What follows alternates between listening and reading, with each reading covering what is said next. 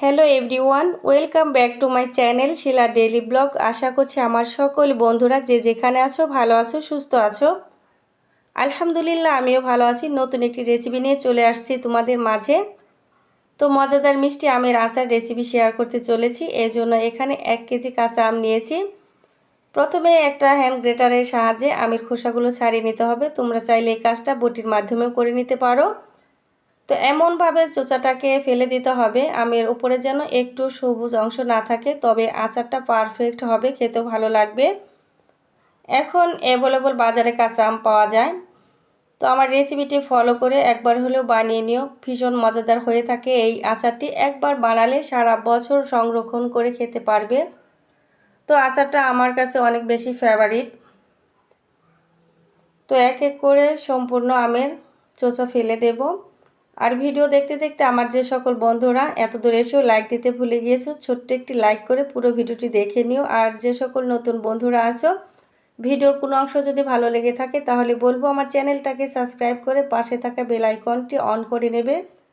আমি যখনই নতুন ভিডিও আপলোড করব তোমাদের কাছে নোটিফিকেশনটা পৌঁছে যাবে। আমি সব সময় চেষ্টা করি একদম নিউ ভিডিও নিয়ে তোমাদের মাঝে চলে আসতে। কে কোথা থেকে আমার ভিডিওটি দেখছো কমেন্টের মাধ্যমে জানিয়ে যেও। নতুন বন্ধুরা কমেন্ট রেখে যাও, তোমাদের কমেন্ট দেখে যেন তোমাদের পরিবার থেকেও ঘুরে আসতে পারি, আমাকে সেরকম সুযোগ করে দিও। তো এক এক করে সবগুলো আমের চোচা ছাড়ানো হয়ে গেছে। এবার আমগুলোকে দুটো করে টুকরো করে নেব। প্রথমে আমের বিচিটাকে ফেলে দেব। তারপর চিকন চিকন করে আমগুলোকে কেটে নিতে হবে।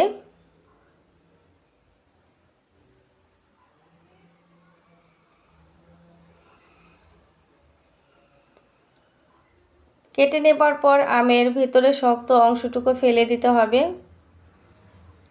এই কাজটা বন্ধুরা অবশ্যই সাবধানতার সঙ্গে করতে হবে।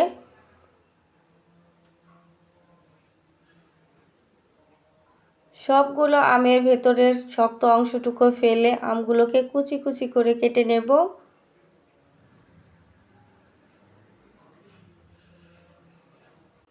খুবই সহজভাবে তোমাদেরকে দেখানোর চেষ্টা করছি, যে কেউ ভিডিওটি ফলো করে বানাতে পারবে খুব ইজিভাবে।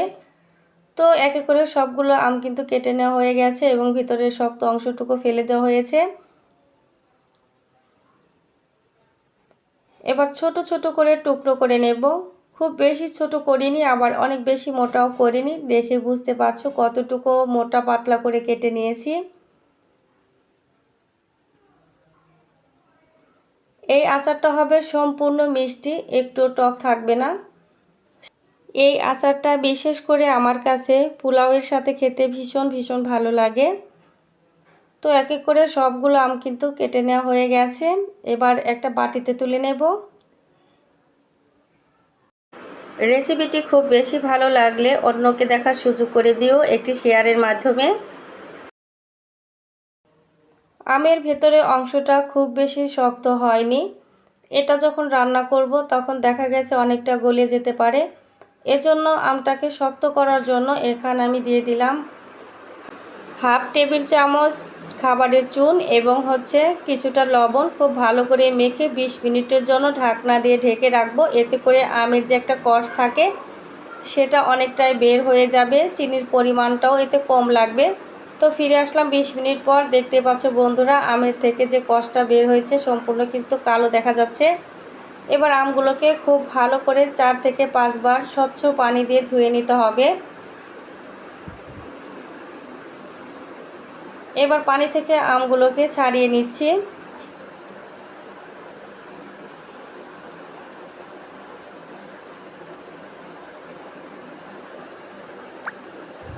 এবার চলে যাচ্ছি মূল রান্নাতে। প্রথমে চুলাতে একটা প্যান বসিয়ে 1 টেবিল চামচ পরিমাণ হবে ঘি দিয়ে দিলাম।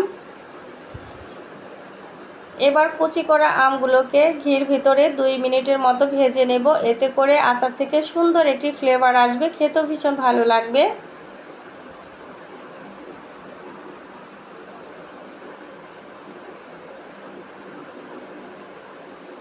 ভালোভাবে নেড়ে চেড়ে 2 মিনিটের মতো ভেজে নেব।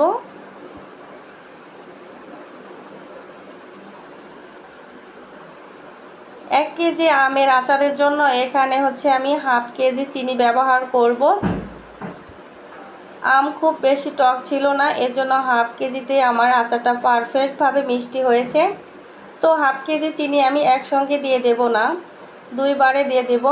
তো কিছুক্ষণ ভেজে নেবার পর এখানে হচ্ছে চিনি দিয়ে দিলাম, আর দিয়ে দিলাম সুন্দর ফ্লেভারের জন্য এলাচ এবং দারচিনি। এবার ধীরে ধীরে নেড়েচেড়ে রান্না করে নেব। এই চিনিটুকু গলে পানি বের হবে, সেই পানি যখন শুকিয়ে যাবে তখন বাকি চিনিটুকু এখানে আমি ব্যবহার করব। এতে করে সম্পূর্ণ আমের ভিতরে মিষ্টির পরিমাণটা একইভাবে থাকবে। আর যদি একসঙ্গে চিনি দেওয়া হয় সেক্ষেত্রে দেখা গেছে আমের বাহিরের অংশটুকু মিষ্টি লাগবে, ভিতরটা টক থেকে যেতে পারে। তো দেখতেই পেলে বন্ধুরা, এখানে আমি 2 বার চিনি ব্যবহার করলাম।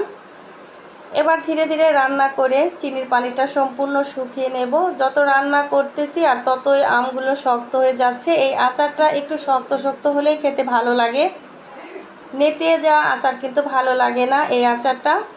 তো ধীরে ধীরে দেখতে পাচ্ছ কালার কিন্তু অনেক চেঞ্জ হয়ে গেছে। রান্না করতে করতে চিনির সম্পূর্ণ পানিটুকু যখন শুকিয়ে যাবে তখনই আচারটা একদম রেডি হয়ে যাবে। আর বন্ধুরা, তোমাদের আম যদি টক থাকে সেক্ষেত্রে কিন্তু চিনির পরিমাণটা আরেকটু বাড়িয়ে দিতে হবে, মিষ্টি হলে আরেকটু কম হলেও হবে। তো এখানে সম্পূর্ণ হাফ কেজি চিনিতে আমার পারফেক্ট মিষ্টি একটি আচার হয়েছে। তো এই তো দেখো অনেক সুন্দর কালার চলে এসেছে। আর 2 মিনিটের মতো রান্না করলে আমার আচারটা একদম রেডি হয়ে যাবে।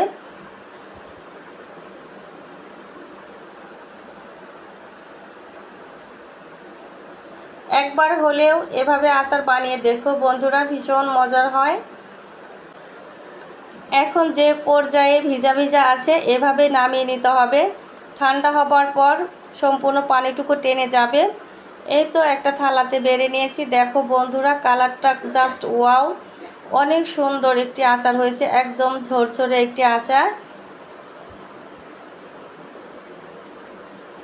দেখে বুঝতে পারছো বন্ধুরা আচারটা কতটুকু ইয়াম্মি হতে পারে।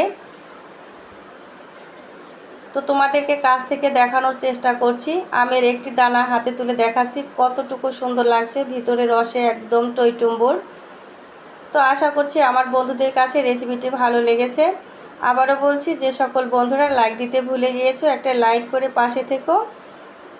তো আজকের মতো এই পর্যন্ত, সবাইকে আল্লাহ হাফেজ।